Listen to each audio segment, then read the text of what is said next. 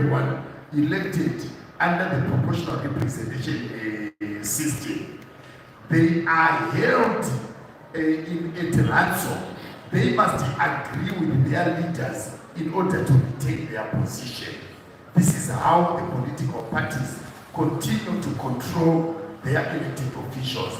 Because if they decide to act independently, like if it is about the death penalty, and the party's position is that we support the death penalty, and this MP decides to go against the same, maybe the party's leadership will think that you are being defiant, you are being rebellious. They will write a letter and recall you. But in our instance now, we are in the midst of a cholera outbreak. The councillors are frightened. We have spoken to a lot of them. They are frightened to take the next step. They are afraid that if they take a step that offends someone, they might be recalled. So when you engage them, the first thing that they tell you is, we will consult as a caucus. And the caucus is where they are whipped into line, where they must agree with the political party position. Yet in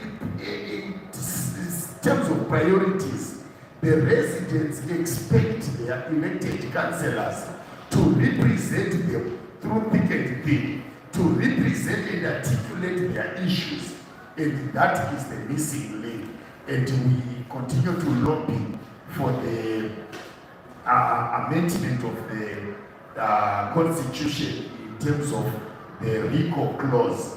We believe that the three parties that agreed to the clause in 2013 made a blunder by accepting the exclusion of the citizen. The citizen is excluded from playing oversight over their elected official. So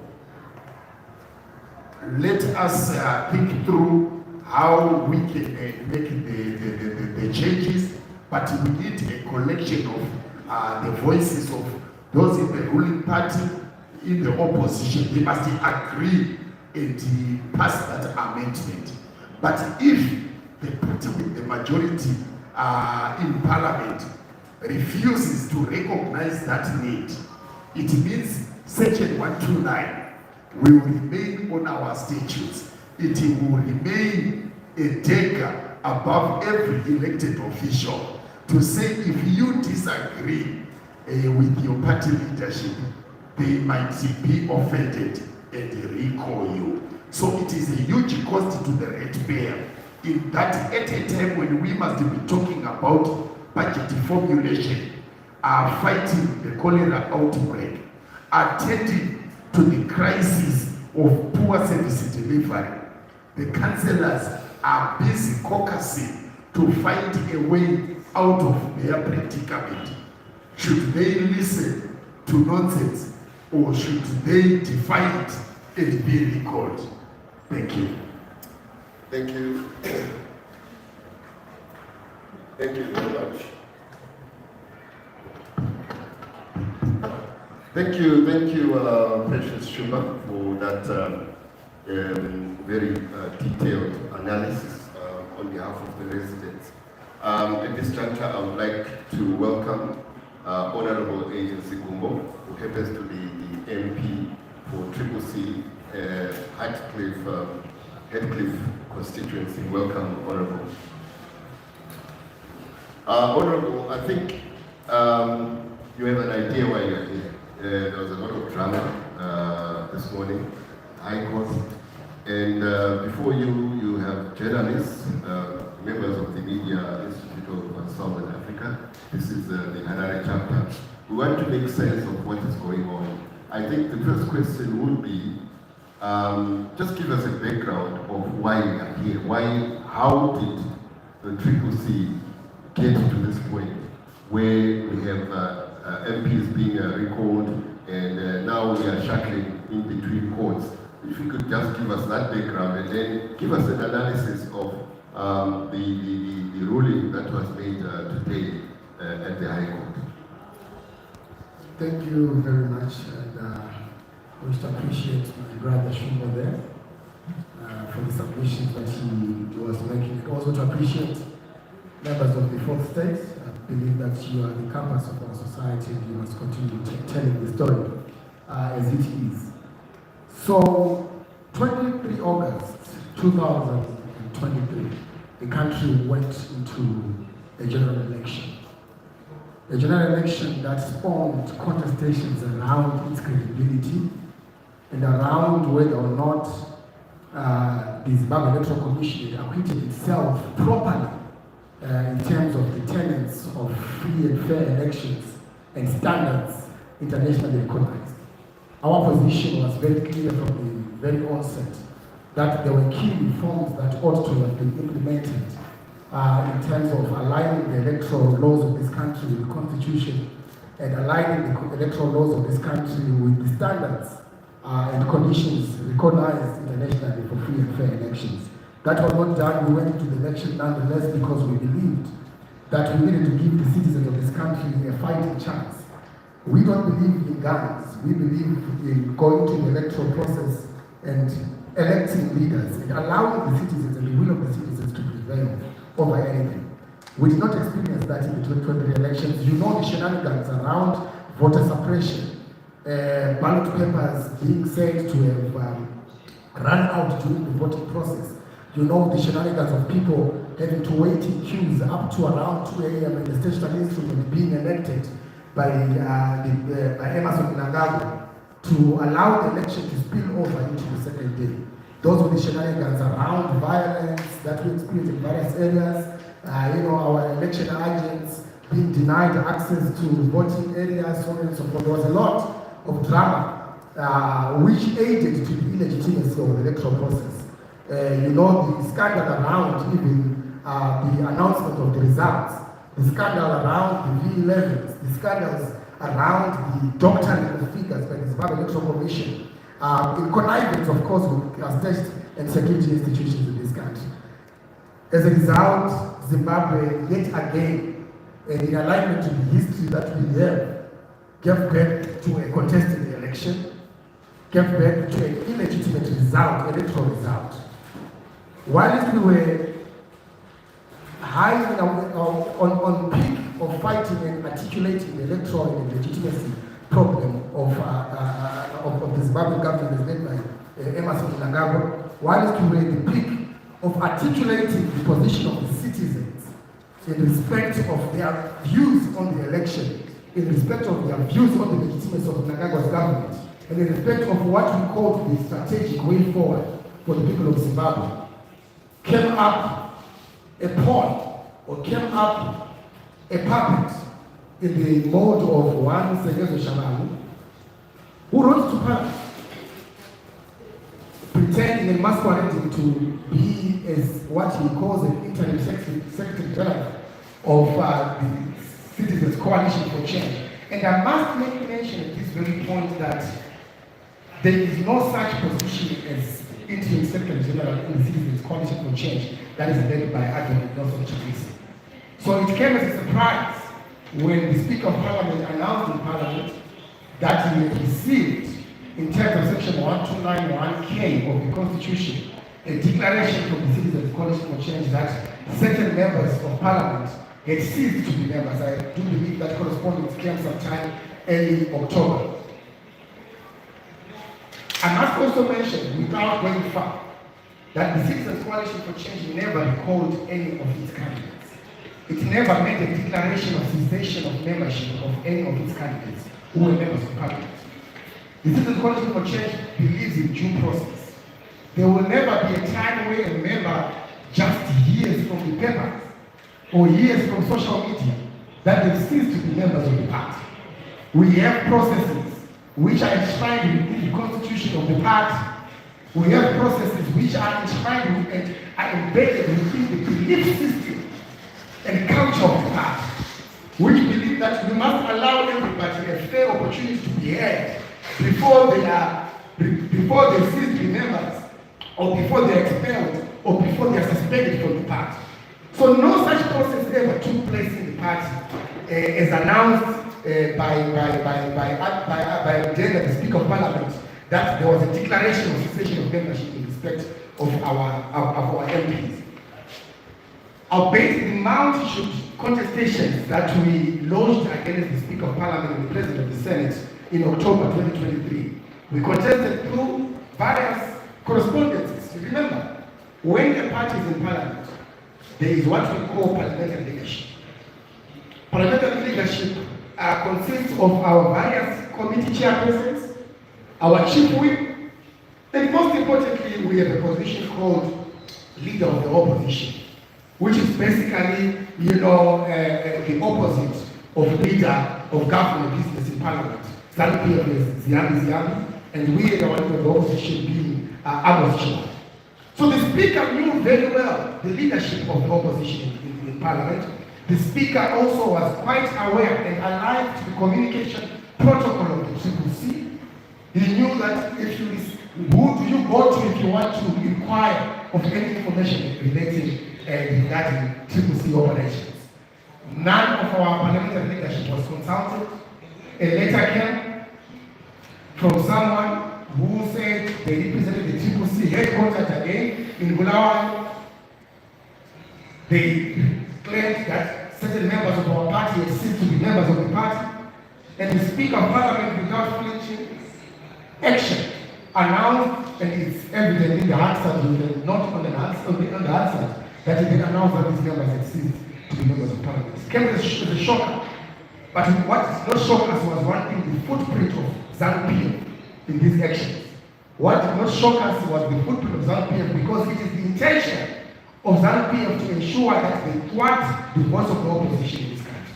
It is the intention of ZANU-PF to ensure that any talk of illegitimacy is thwarted. It is the intention of ZANU-PF, in fact, to create a one-party state out of Zimbabwe. It is the intention of ZANU-PF to create a subservient opposition, one that does not question or doesn't raise the key questions of the day, but one that is a yes master. You will remember in yesterday's Poland, where opposition political parties would be gathered at State House, drink tea and biscuits, and stand up to another's entrance, and be yes boys and yes girls to say the yes. But this is not the culture of CCC. The culture of CCC is to be the voice of the citizens. So they don't know how do we deal with this. They then created this second channel, who then got up and started initiating this recall. So we have launched a number of challenges. Why? Because when we wrote to Speaker of Parliament and advised the Speaker of Parliament that you have acted erroneously, the CCC is known. The leadership of the CCC is known. Everybody who is here knows that in 23 August 2023, it was Advocate Norton Chambisa who ran as the presidential candidate of the CCC in this country. Garnering more votes than Emerson Mnangagwa outside the doctrine of numbers, so and so on. Everyone knows that. Everyone knows who the leadership of the CCC is. Forget this talk about the CCC doesn't have a structure, CCC does not have a clear, organized structure of leadership. The CCC is that, you know how many rallies were held in the lead up to the 23 August general election. Who was organizing the rallies? Who was organizing the money? Who was talking to you, the media? Who was organizing and running the election? Everything had a person, everything had a leader running it. So the CCC had this leadership, and the people know it. Emerson Mnangagwa ZANU-PF knows it. Mudenda knows that. And as a result, we expected Mudenda, as the Speaker of Parliament and the head of one arm of the state, to acquit himself in a manner, required of the person of the leadership of the position of leadership that he holds. Because you must be there as the Speaker of Parliament to protect that arm of the state, not to connive with other political parties in order to disenfranchise the demand, the will, and the hopes of the people expressed through the ballot in the 23 August general election. So we contested that this was improper, this was irregular, this was illegal, and that the actions of one Senator Chavango were fraudulent. This explains why we have even launched police his complaints against the guy to say you can't misrepresent. It is a crime at law to misrepresent that you are someone, to impersonate someone. It is illegal. But regardless of all these contestations, these recalls were upheld, leading to the proclamation of the by-election, which is due to be scheduled to be held on the 9th of December 2023. The nomination court hearing set on the 7th of November 2023. So it did not stop there. We went to court. People know about a case that was argued by some of our very sharp lawyers, Alan Chagahama and Advocate Amanda, which was filed by the recalled candidates against Sengezo Chabang. And in that matter, Justice Mterezi again failed to acquit himself in a manner worthy of a judicial office. Why do I say so? Because the findings were nothing short of bizarre. It was clear, there was evidence, everyone knows, and my time reminds you members of the fourth state, that in the 2023 general elections, you knew of the saga that was popularly dubbed double candidates. We never chose to call them double candidates. We called them the other candidates. Why did we call them the other candidates? Because there was a group of people that connived with the state and sought to overturn a victory of the CCC by imposing candidates, by sponsoring candidates who went to the nomination court and masqueraded as the CCC, were allowed by the Zimbabwe Electoral Commission our contestations. There was a matter where we protested and appealed the decision of the nomination court to nominate people who kept saying and claiming to be CCC. That decision was contest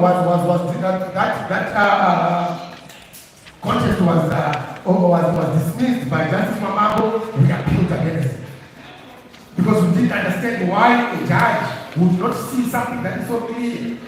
The CCC had written to ZEC. The CCC wrote to ZEC and advised ZEC of who are the signatories of the CCC for purposes of sponsoring candidates to the election, general election. There was a list of signatories, a list of designated officers to do this. Sengezo Chabang, for your own information, equally wrote to the Zimbabwe Electoral Commission and advised of his own designated signatories, provided his own designated signatories, who signed for his own candidates, who became the other candidates under the banner of CCC in that election. Now let's go to the election. ZANU-PF candidates, Sengezo Chabang candidates were thoroughly wiped by CCC candidates. The CCC that is led by Nelson Chamisa. They were wiped. Hence our MPs found their way to Mount Abdul. So it defeats any reason that now a judicial officer with that evidence in front of him will then make a decision. In fact, the decision that was made by Justice Mterezi simply, the judge simply chose to avoid the real questions. He simply chose to avoid the real issues before him and seemingly gave Sengezo Chabang some leg to stand on. Why? Because remember, this is a project. It's a project meant to disrupt the democratic movement in this country. It's a project meant to subvert the interest of the citizens. It's a project meant to give life to ZANU-PF. It must be clear.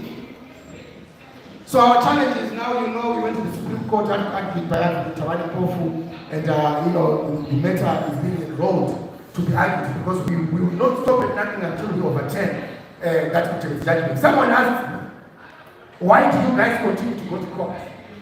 When you experience these setbacks and so on and so forth. Remember, it is within our value system. We believe in the rule of law. We believe in constitutionalism. We believe in democracy. We believe in people power. So we will not stop utilizing avenues which we believe and which we must uphold as the government, as the incoming government of this country. We believe in the courts. So we go and we file our matters. That the courts are captured is another subject. That the judges are captured is another conversation. And time and again, we give our judicial officers an opportunity to acquit themselves in terms of the tenets of our Constitution. We get disappointed, but we don't stop. Because these are institutions we believe must reform. Not all the apples they are bad.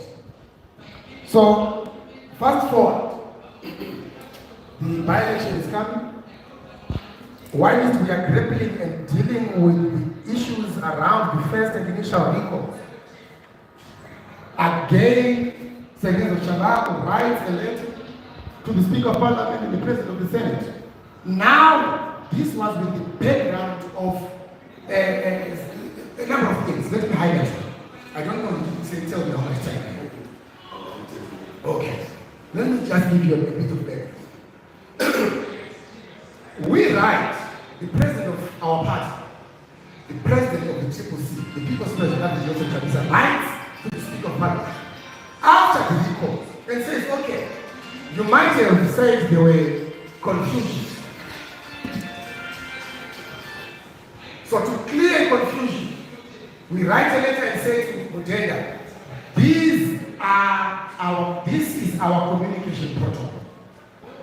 No one else can write in respect of candidates sponsored to Parliament by CCC except Advocate Nelson Chamisa, the president. Because the party is going to have order. So Mudenda receives this letter, he receives this correspondence, he acknowledges receiving it, and we think all is well and settled. We equally write to everyone, to the Zimbabwe Electoral Commission, we write to the Minister of Justice and Parliamentary Affairs to say, look, this is the communication protocol of the CCC. We are the biggest opposition movement in this country. If anything, we are the biggest alternative in this country. ZANU-PF knows that very well with the seats that are in Parliament. They know very well that the election be conducted fairly would be the majority in Parliament. They know it. So we interact with these key institutions of state and we advise them of what is our communication protocol. But then I went to the IPU, the Speaker of Parliament. Zimbabwe is a member of the Interparliamentary Union. And he summoned me, to speak on a complaint that we had launched as a CCC. And he addressed the parliamentary committee there on human rights of parliamentarians. And then he said to say, look, the reason why I actioned the initial report was because I had not seen correspondences from Nelson Chamisa indicating his party's communication protocol. He said that. And it's on record, the report is there. I can share it with anyone who wants it. After saying that, he comes back here, he receives a correspondence from Secretary Shabako, and what does he do? He announces that they were recalled. He announces that the CCC has recalled some of his members.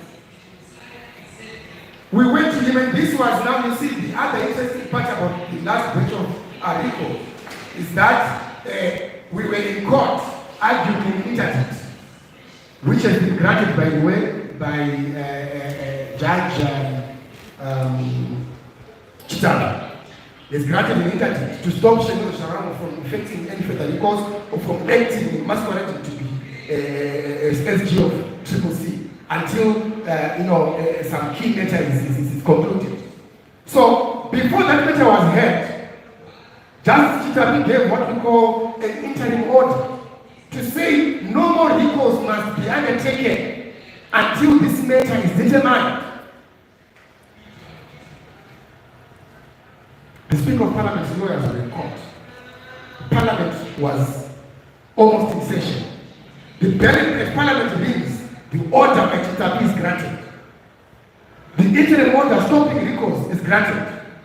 But what does Advocate Mudenda do in clear content of the arrangement that has been placed by the court in place? He announces recalls. Then we have the second batch of recalls, which we are challenging, which we have challenged, and which we believe we will overtake. So come to the recent happenings. Now that the election is proclaimed and we've had these challenges through the judicial system, we've experienced challenges. We then determine ourselves to say we cannot abandon the citizens that voted for us. We cannot abandon the citizens that trusted our MPs to go to parliament. We make a decision, this party's superior decision-making board, which is the citizens' National Assembly, makes a decision that we are going to participate in the by-election. We are going to participate in the by-election to do two things. Number one, to prove the social contract that the Citizens Coalition for Change has with the people of Zimbabwe. Number two, to disprove the narrative that ZANU-PF is trying to perpetuate that Nelson Chamisa doesn't totally. We are also going to the election to shut down and to bury Sengezo Shabanu and these candidates. It is though the prophetic Sengezo Shabanu does sponsor his own candidates to go into this by-election. In Bulawayo by-elections, Sengezo Shabanu sponsors candidates. He fails to sponsor candidates in places like Maputo. Why? Because obviously it is evidence of that connivance with the state. Connivance with ZANU-PF to say, no, we have certain seats that we want to retain. So they think Scott Kampanya is going to win in Maputo. But Scott Kampanya is going to be embarrassed in Maputo come 97.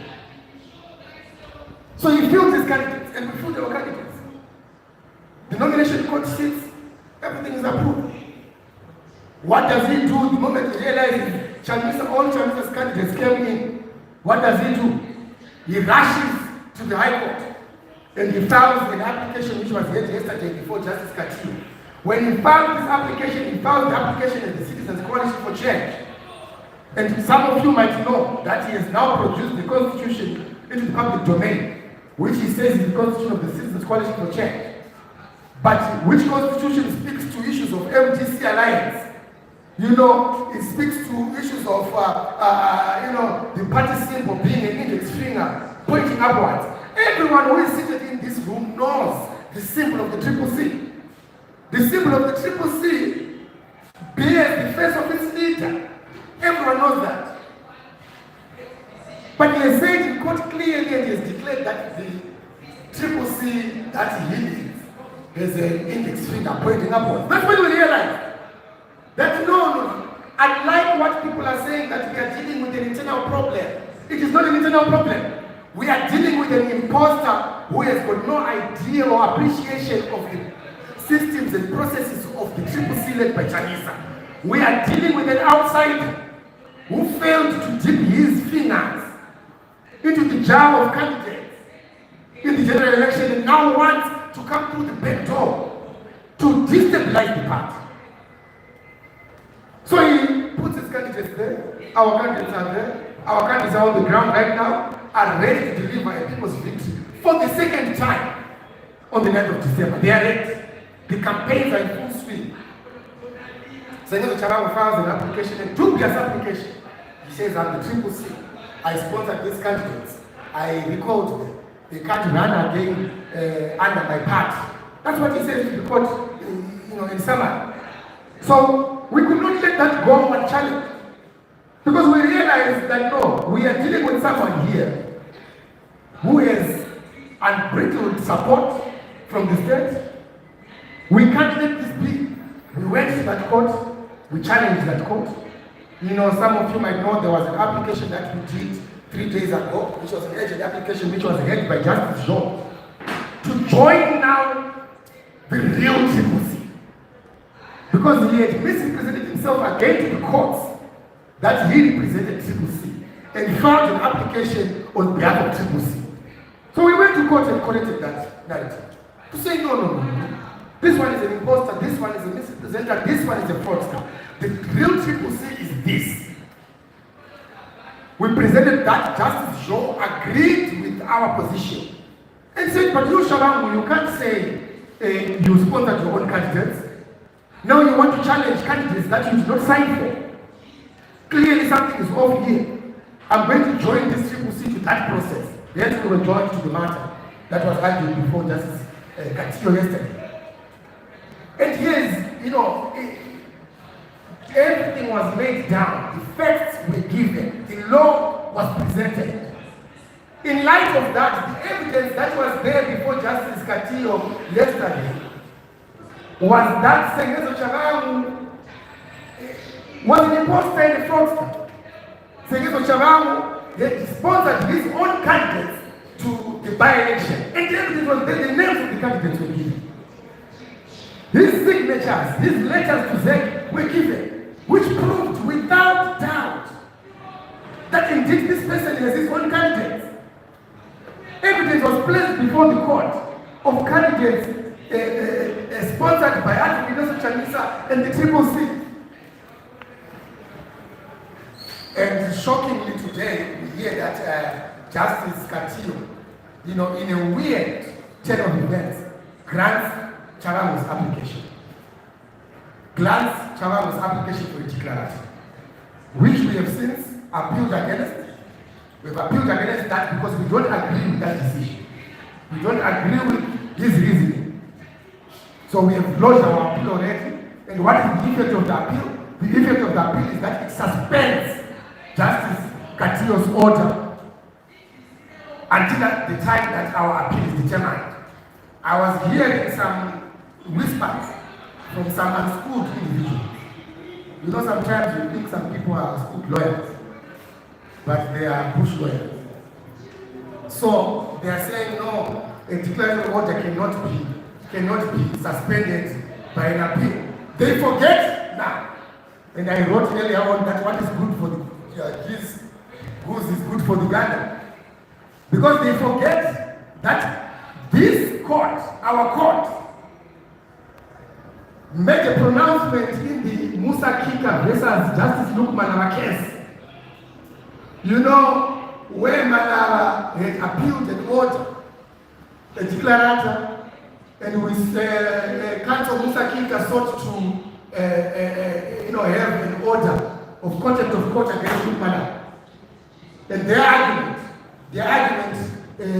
was no, we can appeal because there is an appeal, the order is suspended. And the court agreed because I believe at that time maybe they wanted to create jurisprudence or maybe they just wanted to protect their order. But an order was granted by the court of the land to say even a declaratory order can be suspended by an appeal. So the import of that decision, the Musa Kika versus Luke Manara, Minister of Justice and Baunza case, the import of that decision is that the appeal that we have filed against their declaratory order suspends the declarator. The by-election is going to happen. Our candidates will be on the ballot paper, and the citizens of Zimbabwe are encouraged to go out in their numbers and vote for Citizens Coalition for Change, CCC. Our people know who their candidates are, and we are very confident that we are going to score a total and ultimate victory. ZANU-PF thinks it's going to pick 1 or 2 seats out of these by-elections, but our promise is that it will not happen. They are shifting the focus of the people of Zimbabwe from real bread and butter issues. Overspending in election, we cannot be a country, ladies and gentlemen, that is perpetually in election mode. Elections need to come, elections need to go. And people need to start focusing on real bread and butter issues. Now, Mutuli Mue has announced a heist of the budget. He has announced a budget which seeks to squeeze the people of Zimbabwe of the little dollar and cents that are left in their pockets. These are the issues that we must be focusing on and debating as the people of Zimbabwe. But we are being reeled into an unending cycle of elections. Because as you know, there is another pronouncement made by Emerson Mnangagwa setting the 18th of December as a nomination court, and is it the 2nd of February? 2nd or 4th of February as the election, as another election date for another by-election. So this country, if we go by this cycle, means it's going to be in elections, it's going to be running elections for the next 3 years. We are kept in election mode just so that the opposition is kept out of the real conversations that pertain to the demands and the welfare of the people of Zimbabwe. Thank you.